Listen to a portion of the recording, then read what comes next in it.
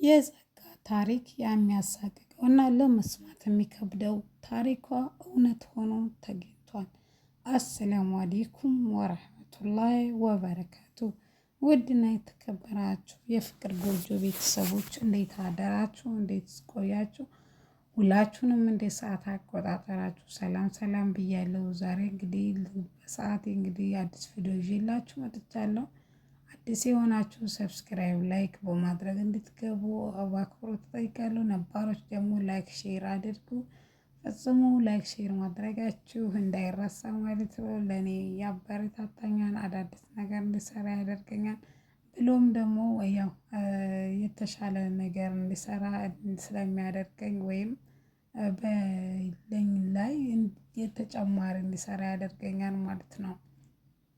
ስለዚህ የቻላችሁትን ያክል ሼር እና ላይክ ሰብስክራይብ እያደረጋችሁ ለወዳጅ ዘመዶቻችሁ እንዲደርስ እንድታደርጉልኝ በአክብሮት እጠይቃለሁ ማለት ነው። እንግዲህ አሁን ተመልሼ መጥቻለሁ። ካረፋ ወዳ በቃ እያንዳንድ ቪዲዮ እየለቀቅኩ ነው በየቀኑ ማለት ነው። ስለዚህ የእናንተ ብርታትና የእናንተ ግዳፍ ስለሚያስፈልገኝ ከጎኔ እንድትሆኑ መላው የኢትዮጵያ ሕዝብ በአክብሮት እጠይቃለሁ ማለት ነው። ውድና የተከበራችሁ የሀገሬ ልጆች ዛሬ እንግዲህ አዲስ ቪዲዮ ይዤላችሁ መጥቻለሁ። እሱንም እናዳምጠው ይሆናል ማለት ነው። የዛሬው ታሪክ ጠንጠን የሚያደርገው አፍላ ፍቅር ላይ ቢሆንም ጸጋ ህይወት ላይ የደረሰው በ12 ዓመቷ ምን ገጠማት የሚለው ነበረ ማለት ነው። ስለዚህ እሱ ላይ ትኩረታችን እናደርጋለን። ግን ባለፈው ሳምንት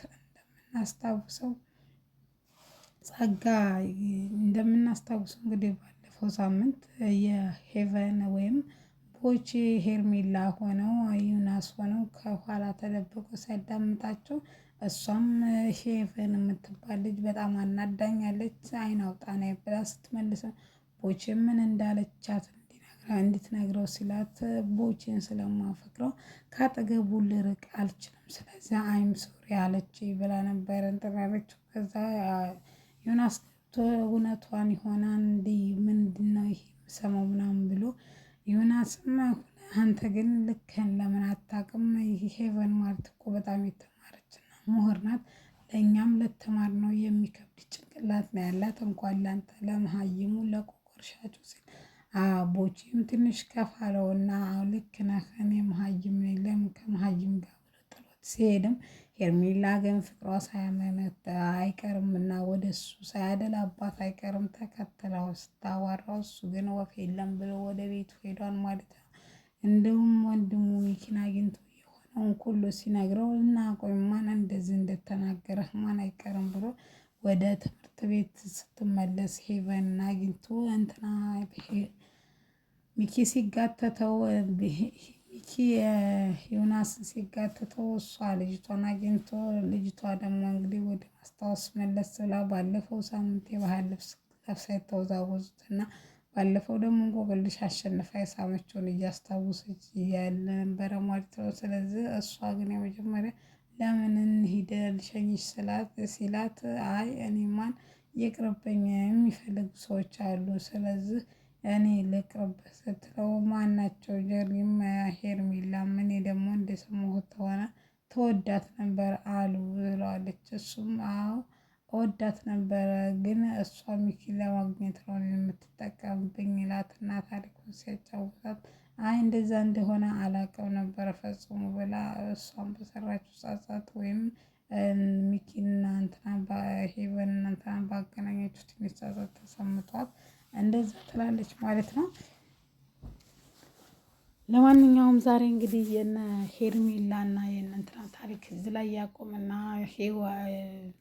ጸጋ ለቹቻ የምታስቀምጥላት መልእክት እንዳለ ሆኖ እንግዲህ ያው ተጠንቀቂ ወይም ቀንሽን ጠብቂ እያለ ታሳውቃታለች በየቀኑ ማለት ነው። እሷም እንግዲህ እሺ ቀኔ እጠብቃለሁ ብላ እየጠበቀቻት እያለ ቀስቴ እንግዲህ ቆንጆ አበባ ይዞች ቹቻን ሰርፕራይዝ አድርጓታል። ይሄ ቀስቴ ነው ወይስ ሌላ ነው ብላይኗን እስከምትጠራጠር ድረስ እንግዲህ በእርጥብም ገዝቶላት ጋብዟቸዋን እሷና ቤዚትን ማለት ነው። እንግዲህ ያው ይሄ ሁሉ ሆኖ እንግዲህ ዛሬ ያው ተመልሰዋል ማለት ነው። ተመልሶ ደግሞ በሞተር ሊወስዳት ሲል ነው ማለት ነው ፊልሙ ያለቀው። በሞተር ሊወስዳት ልክ እንደ ሻሩካ ወይም እንደ አንድ ፊልም ማለት ነው። እንግዲህ ባለፈው ሳምንት የጸጋ ህይወት ታሪክ እውነት ነው ወይስ እንዴት ነው እያልን ስናምታታ ነበር እና ጸጋና ቹቻ ተገናኝተው ያው በሙዳቸው ወይ ያው በሚገባበት ቋንቋ ሊሿሿፉና ሊዛዛቡ ሞክረው ነበረ። ስለዚህ እንዴት እንደምገላት ወይም እንዴት እንደምታሰቃያት ቹቻ ንገሪኝ እያለቻት ነበር ማለት ነው። ቹቻ እንግዲህ ነግራታለች ማለት ጸጋም እንግዲህ እሱ ሰፕራይዝ ነው፣ እሱ ሰፕራይዝ ቢሆን አይሻልሽም ወይ ትላታለች ማለት ነው። ስለዚህ የሆነ ቦታ ብቻዋን ቁጭ ብላ ቤዚ ትመጣና እስቲ ስለ ልጅነትሽ ታሪክ ሁሉንም ነገር ይስላል። አንቺ ልጅ ለምንድን ነው የእሱን ሰውዬ ስም እያወራሽ የምትበቃኝ? ትላታለች። ፈጽሞ አባቢ ይሙት እኔ ልበቃልሽ አስቤ አይደለም ልረዳሽ ነው።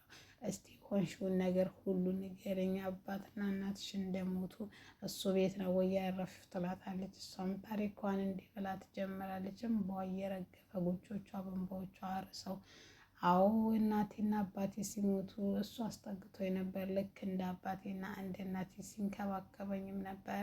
እኔ ግን በእናትና በአባቴ ሞት የተነሳ የደረሰብኝ በህልም የሚያቃዥ በሽታ ነበረብኝ። እሱን ስለ አንድ ቀን ስቃዥ ምን ሆነች ነው ሲለኝ ሁሉንም ነገር ያየሁትን ነገርኩት።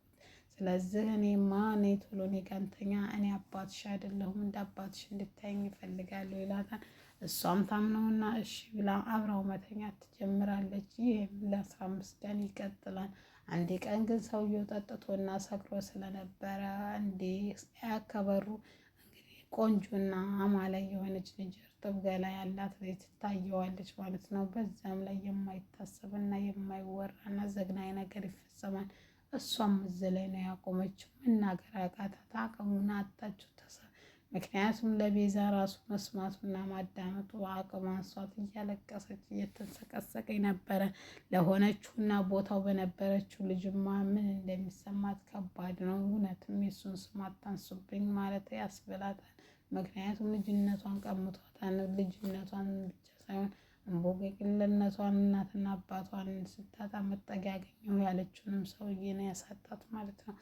ይህንንም እንደሰማች እንግዲህ ወደ አክስቷ ቤት ታቀራለች ማለት ነው። ሲሻላት ወይም ስታገግም አክስቷም በጣም ክፉና ጠንቃቃ ሰው ስለነበረች ልጆቿም ጋር ከእሷም ጋር የሆነ ነገር ስትሰራ እየተከታተለች ስለምታስድን እየተከታተለች እንትን ስለምትላት እዛም አተመቻትም። ስለዚህ ጸጋ ግራ ገብቷት አንድ ጊዜ እብድ ተብላ የአእምሮ ታማሚ መድኃኒት እንደምትወስድም በጣም በቃ ብዬ ነገራቸው። መጨረሻው ደረጃ በሚባለው ላይም ደርሳ ነበርና ፈጣሪ አላለምና ይኸው ለዛ አብቅታታለች ማለት ነው። ብቻ በጣም ነው የሚገርመው የእንትና ታሪክ። እውነቴን ነው የምላችሁ በጣም ያሳዘነችኝ። ስለዚህ ደረጋን አላቅም። ለማንኛውም አዲስ ታሪክ ደግሞ ተፈጥሯን እሱም ትምህርት ቤታቸው ባወጣው ወይም ባወጣው እንትን የውድድር ፕሮግራም ሀንቾ ዘመናዊ ዳንስ መደነስ እፈልጋለሁ መወዳደር እፈልጋለሁ ስትል ልጁ እንግሊዘኛና አፈቀላጤ ነበረና አረ አንቺ ነሽ እንደዚህ ፀጉርሽን ተሰርተሽ ነው ዘመናዊ ዳንስ የምትደንሽው? ዘመናዊ እኮ እንዴት ነው ፊዚካል አይቶ መገመት ይቻላል ምን ዳንስ እንደምትችይ ይላታል ማለት ነው። በሽፋኑ ሰው አይለካም፣ ስለዚህ አንተ መዝግበኝ ትለዋለች። እሱም እሺ ብሎ ይጠራታል ይላታል ማለት ነው። ስታቆማጥለው ሲያቆማጥላት በባክህ አታቆላምጠኝ እኔ ማለት ፍቅረኛ አለ ትለዋለች ማለት ነው። እኛ ደንበኞቻችንን እመቤት ነው የምንለው ለዛ ነው እንጂ ሌላ ነገር አስቤ አይደለም ይላታል ማለት ነው። እሷም በሀሳቡ ተስማምታ እሱ ግን የወደዳት ይመስላል። አፉ እየቋመጠ ወደ ትምህርት ቤቱ ይሄዳል ማለት ነው። የጸጋ ታሪክ በጣም በጣም ነው የሚያሳዝነኝ በጣም አይ ሴት ልጅ የሴት ልጅ መከራ እኮ እንደው አያልቅም። ወላሂ በቃ ምን ብዬ ልንገራችሁ ነው በጣም ያሳዘነች በጣም እኔ አንድ ቀን በቃ ያሬድ እንዲተዋትና እንዲምራት ያደረገችው ጥረትና ያደረገችው የመላው ሻጥ መስሎ የነበረ ነገር ግን ልክ ሆኖ ሳይሆን እውነቴን ነው የምላችሁ አንጀቴን ነው የበላችው። እውነት በጣም የዛ ጊዜ ምን ሆነ ይሆን ምን አባቷ ወጣት ይሆን የሚለውን ሳስበው አካሲ ወይኔ ሀያት በጣም ነው የምታሳዝነው በጣም ማለት ነው። ለማንኛውም እሷ አላህ ይርዳል። ለማንኛውም ለዛሬ ነበረ ቪዲዮ ይህን ይመስል ነበረ። ከወደዳችሁት ላይክ ሼር አድርጉት። እስቲ ጸጋ ይሄ ህይወት ይገባታል ወይም አሁን ላጠፋችሁ ጥፋት ሁሉ ተንኮል መካሻ ይሆናል።